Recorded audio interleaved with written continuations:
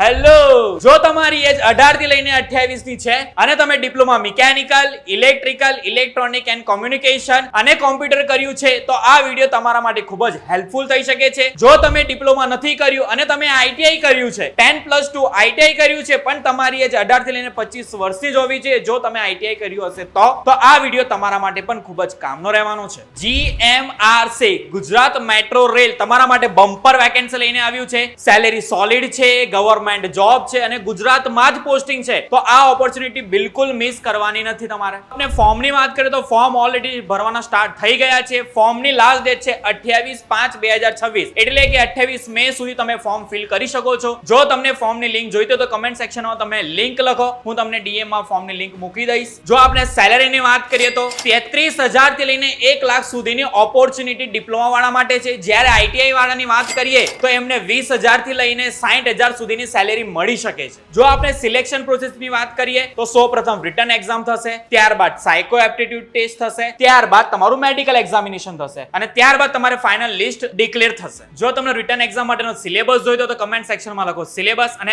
આવા જ વિડીયો માટે ફોલો કરતા રહેજો.